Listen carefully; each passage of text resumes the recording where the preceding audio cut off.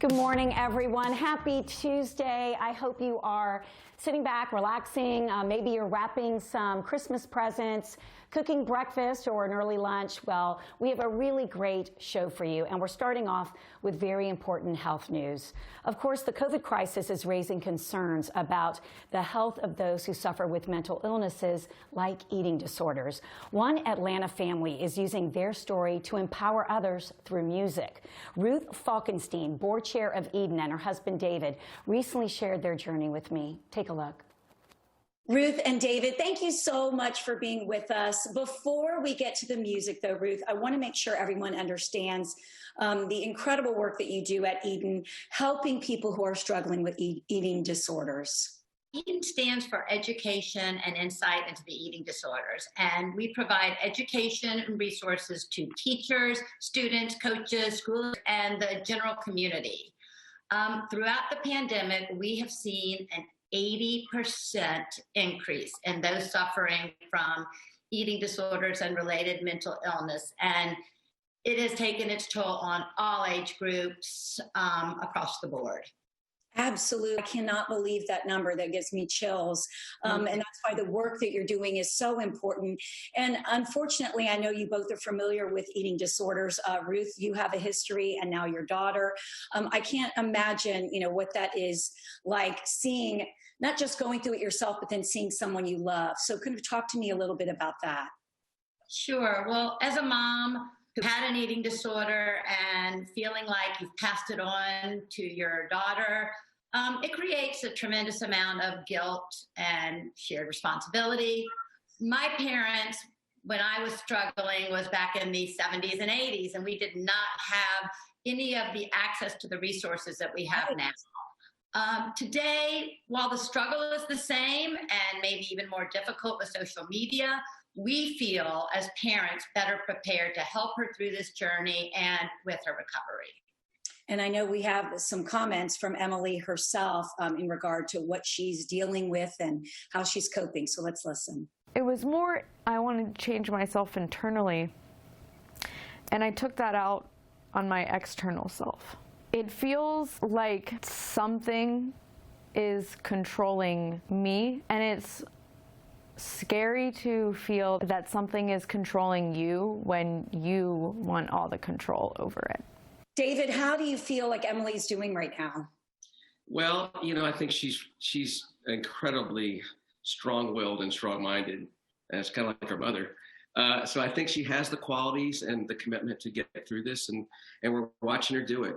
David, watching people you love going through this battle, it actually inspired you to write a song. Tell me more about it. Well, I had this inspiration to write a song in honor of Emily's 21st birthday, and I hadn't written a song in years, but I thought about it and said, well, this song could do something more. It could tell a story about Emily and Ruth's journey.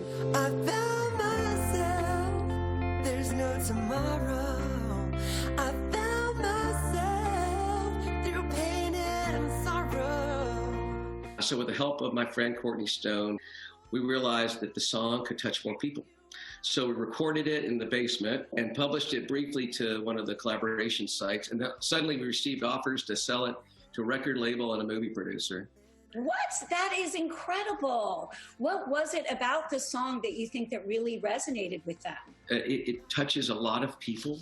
And so we thought, well, if we retained ownership of this, instead of selling it, we could reach our goal of basically raising the funds that we wanted to do with this to benefit people. So we put a team together with producers Josh Misko and Ian Osborne and recorded at Starstruck Studios.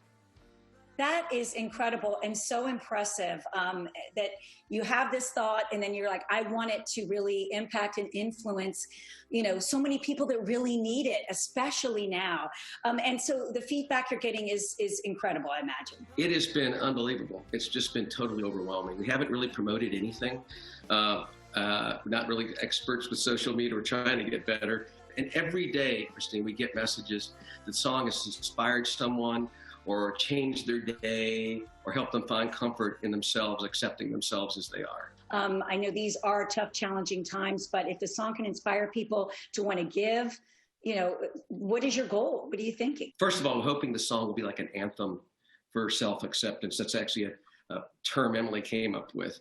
So Ruth and I set up a charitable foundation through the Community Foundation of Northeast Georgia. And all the proceeds from the song will be delivered to these beneficiary organizations, which include Eden and NAMI, which is the National Alliance for Mental Illness, and the Crohn's and Colitis Foundation. Each of these organizations have embraced this at their national level, which is really tremendous. And our goal is, it's lofty, it's to raise hundreds of thousands of dollars and more for these organizations. And actually, we're already well on our way there. We have had a tremendous amount of support so far. Well, congratulations. The work that Eden does, I have experienced personally being involved in some of their events. It's so necessary, and just thank you for all that you're doing. And where can people go, most importantly now, to download the song and find ways to give?